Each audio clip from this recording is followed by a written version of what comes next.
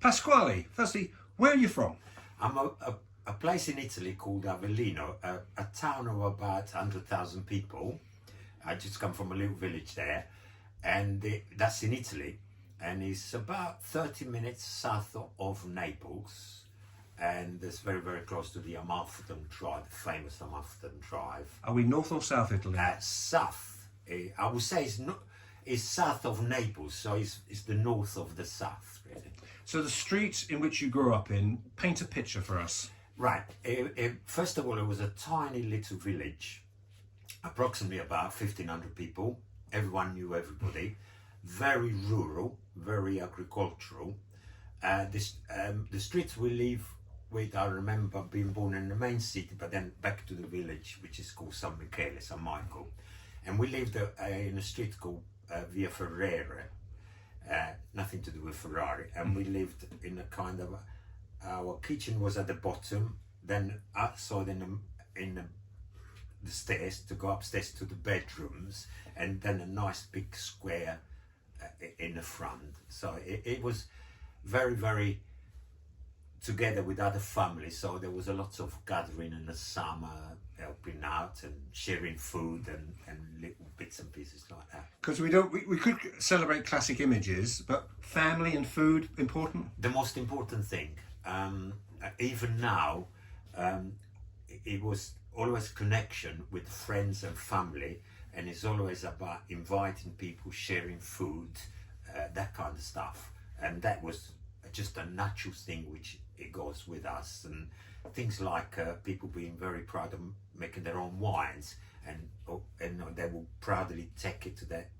gathering and say, enjoy that, what do you think of it, and that kind of stuff. So very much integrate with food, families and friendship, very much. And are there, we're talking about these images, is there a classic dish, maybe your mother, your parents, anything that they cooked that you think, oh, I remember that? Well, my mama's lasagna, it was legendary. And in fact, I'm very, very lucky that my wife has learned that, so I'm still enjoying that. And it's one of those typical, where it's typical to that village, typical to my mum's recipe from her mum, and shared all the way down. And it will make it unique, if you know what I mean. So it must have been a bit nerve-wracking the first time your wife made lasagna. Was the pressure on? There was, but then she spent a lot of time with my mum and sister, and to be honest with you, was successful straight away, because she's actually a very, very able cook, and so she really got involved, you know. During the year in your hometown, were there particular festivals or particular times of the year that were special? Yeah, 29th of September, St. Michael's Day. So what would actually happen, we would have a week of festivity. It would start with lots of lights, very creative lighting. It would have a theme all through the village. And then what you would have one day would be orchestras, like classical music, so you listen, that was all part of it. Then you would have more modern singers, then you would have games, you would have things like races, like running races, all that kind of stuff, but even silly things like piñatas type of stuff. That was very special. We all looked forward every year, and even my village was lots of immigrants, so even from where the countries they settled to, they were sending lots of money over, and so we could have a nice festa. That was and Easter time was another great time. And you mentioned, did people come from particular countries into where you lived? Yeah, we had lots of an influx of Swiss people, and the reason why, because lots of our young youth used to go and work in Switzerland in the summer and come back in the winter, and they used to bring an awful lot of Swiss people that made friends with, and they would spend a couple of months in the village, and they would just join in the community, because we'd have bars and things like that. It's very, very connected, very, very connected thing. And because you mentioned St. Michael's, and it's probably the same question I asked of my Irish people I've interviewed, was the church a big influence? Or massive? Yeah, absolutely massive. My village was run by a priest which dedicated all his life, which was Don Pasquale, and then we had the nunnery. We had because we were a very poor agricultural world, all of us automatically would be before preschool, we would go sent to the nuns to look after us so that the parents could work in the fields. And then obviously then we were very much attracted to the church, and we had a lot of, we had to be a mass at least once a week. It had to be seen. You had to be sure that Pasquale saw you, because otherwise he would actually come up and What were the main, you mentioned work, what were the main industries or forms of work in there? the main industries, one would be agricultural, because we got very fertile land. Anything from chestnut to tobacco, we produce that kind of cherries and so on, that kind of thing. But one of the major industry in my little town is cheeses. We got quite a few, like making cheese and salamis and things like that. We're absolutely massive.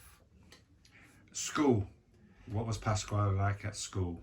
Well, to be honest with you, I probably started very shy, but I soon settled in, and I was very, very lucky that my first 5 years was with one particular teacher that I really connected, and so I think I was quite well behaved type of student.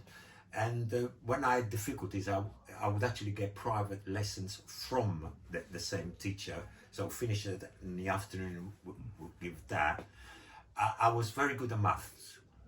So my grades were very good at maths. I liked school. I didn't never dreaded it. And in fact, when I had to leave, because my parents already emigrated in England, I was very sad to leave school because I wanted to continue. So may I ask, what year, if you don't mind, when did you come over? I came in 1966, Right. but my father emigrated in 57, my mother in 59, my sister in 61, so I was left to be brought up with one of my uncles. So, sorry, going back to Italy for a second, what about heroes and pop stars or film stars? Right. Obviously, one of the, as far as pop stars were concerned, I've always been a person that likes songwriters, so that's always been important. When the age between 10, 11, 12 to 15, 16, before I came in, obviously you were fond of things like the Kings and that kind of stuff, because obviously they would start breaking through. Yeah. As far as Italian was concerned, there were 2 or 3 songwriters I always loved, and I still love now. Lucky enough, 1 or 2 of them are still alive, and one is Claudio Baglione, another one was Luciano Battisti, and they were real writers which I love. So they've always been my kind of heroes type of thing. And what you mentioned, Naples, not being that far from Naples. You remember the first times going into Naples? What was that place yes, like? I remember I probably was about 9 or 10, and it just was overwhelming because it was very chaotic. Naples is a chaotic place in an organised way. You got to be Neapolitan, you got to be that to understand it, you know. But it was wonderful.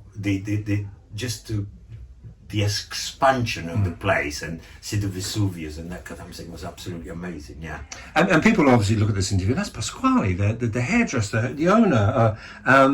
When did cutting hair? When did learning that trade and art come? So what happened was, being in a village life and being looked after my uncle and whatever. So what happened was I started being interested in barbering, and what happened was, although I was going to school, after school I saw that, hang on a minute, I can stay out late. My uncle can't tell me off. So I started taking a little bit of an apprenticeship there. And started in the village. Then when I left school at 14, one of the young guys, which became my hero, he was great barber and everything. He said, I'm opening a shop about 10 minutes away. He said, I want you to come with me. So I went with him, and that's where I started my barbering. Then when I was 16, my father said, no, you come in England and join us. So then they lived in Cheshunt then. So I came in England, so I thought, I'll find myself a job, the skills I've learned. So, and a friend of my dad brought me here in Harlow, because we lived in Cheshunt, and next door, there was an hairdressing salon called GM Usher. Okay. And what happened, he got me a job there. But it was the only man that believed in me because I was only 16. He said, I couldn't speak English. So he said, you can cut hair. I said, I can.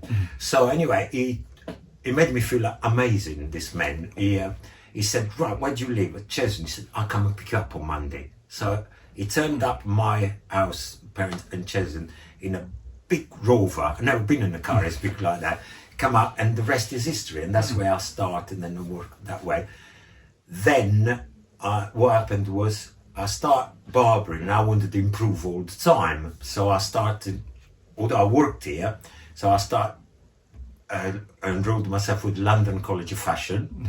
So what I used to do, I used to work here, and then the evenings I used to do my courses at London College of Fashion, which was absolutely brilliant. And then I got better and better, and then I realised that Harlow was still a rural town. And that era, 60s, 70s, what happened, everything was happening at Carnaby Street and places like that. So I thought, how can I get into that groove? But I still wanted to live in Harlow because I loved Harlow. I remember the first day I came in Harlow, 66, was June the 24th. Beautiful day, coming off a train and go on the buses and all see these young ladies with the prums, and they were so friendly. And it was amazing, and coming there. So anyway, so what I did, I went and asked, like, then there was a shop called Fagin's, was the trend. I went there and I said to the guys, look, I work in the suburbs. I need to work to have a living. Can I, on my day off, come over and be an apprentice with you, and then that's so I can learn? The guys were great. So I used to, on my day off, used to go there, pick up, re-educating myself and that type of thing. And then when I still working with Mr. Russia, then what happened, he sold the salon to Mr. Williams, but it still was very nice. And then I heard that salon was going to be for sale, and I was 23 by then. I got married, and I met my wife when I was 16, 17. And so what happened, I kind of thought to myself, hang on a minute, I would like to have my own salon. And then I prodded my boss. He said, oh, I'm thinking of selling. So I got a sleeping partner. I bought a salon, sleeping partner in business. I got the salon and start building up. And of course, I wanted to improve more and more. I haven't had the experience in London. I was doing jet men's hair, and we got really busy. And then I started getting the wives and girlfriends that can do my hair. And I started with that. But then I thought, hang on, I want to be better at this. So every time I was on holiday, I was keep buying myself courses in Vidal Sassoon, which used to be fortunate to have a week's holiday. My wife was very understanding, and so kept training and kept building it up. Then I started entering competitions in hairdressing, and I had great success, but I found a real dedication. It was just like a running. I just totally dedicate, practice. And when I started winning prizes, it was very exciting. And then into British championships and all that. And then I met some great people. So that's the hairdressing that just took over and over. And that's that, really. And were there still, even at that time and maybe later on, hairdressers you admired? Yes. Yeah. Sassoon was one. There was Leonard Ludwin in London with a barber shop. I thought it was absolutely amazing. But and there was another guy, Peter Lunn, which I think was with Jingles, and I just loved watching those people. So every opportunity I used to go. Did you meet Vidal Sassoon? Yeah, we actually shared a dinner table with him. He was very because then I started getting involved in awards in London and everything, and Vidal was always one of the guests and everything. But I met some great people, as great as him. They were a big thing in the hairdressing as well, like Tizzy Weezy and that. What was special about them? What was special about those guys? Total dedication to the craft and kind to you in recognizing, not well, we're the greatest, just that they wanted to share. They shared how they achieved it. They shared the success. They always suggested an helpful thing. But that was extremely, extremely approachable. And you've been here a long time. Yeah. Road you humility, what's been the secret of your success? A love for hairdressing, love for people, and one of the things is always give 100% to the client. The client is number one. Then I've been very lucky where competing. Then it's attract some people with lots of same core, same love for the craft, willing to spend the hours with me and coming up. And that suddenly can be a great thing to learning together and passing things on. So say a 16-year-old comes out of, just wanders from school in Harlow and just say, I'll go and knock on the door here in the town centre, and I'd like maybe to get some exposure, or one piece of advice. What is the advice you'd give them? The advice to them is, first of all, is look, if this hairdressing is really what you want to do, you got to understand there's only one hairdresser, and that is a good hairdresser and one that wants success. If you don't want to that, if you want just a job, that's not for you. But if you want to be the best, then hairdressing is the one, because that's how you get a good living. That's where you got your successes. Let's go back to Italy for a second before we conclude. This is fascinating. Do you get back to Italy at all? Yeah, I try to do as often as I can, because my sister, I just got a sister, and I got tons of cousins, which I'm very close, and lots of my school friends. We gather. They live different part of Italy, but we gather together in a particular restaurant. We always have done just to get very much together. And what about other parts of Italy? Sometimes have you been? You know, one never assumes. Have they been to Florence and Rome and Venice? Yeah. I've been to Venice, I've been to Rome, I've been to Florence, I've been Lake Garda, I've been to Lake Maggiore, all those places, Lake Como. What's your favourite? My favourite is Florence. Florence and Lake Garda. I love Tuscany altogether, but Florence is, I prefer that to Rome. It's got so much, I could not believe the culture, the big name, the people they actually are there. They even chose to be dine in Florence is amazing. It's absolutely amazing. And finally, I ask, you know, your interview number 71 and the people, for you, where's home? It's quite interesting, and this I'm saying that without any qualms. I don't live in Harlow anymore, but Harlow is actually my home. It's been from 16 to we moved away, but still my love is here. Still loving a salon here, which, if I make you think, I actually took over my salon in 1974. I was 24. I'm 72 now, still got salon, and I'm proud to say I run the oldest shop in Harlow. Harlow Avant-Garde is the oldest shop owned by the same person from the beginning, and which up to last year I used to share with Mr. Bernard Chapman, the florists. We used to always joke about that. But my home is Harlow. I love Italy, I love seeing the family, but I could not live anywhere else that this part of the world. And my involved in Harlow and the education of youngsters, sharing that, I just love. I still love it as much as I was 25, 26. I still love it now. I can't give it up.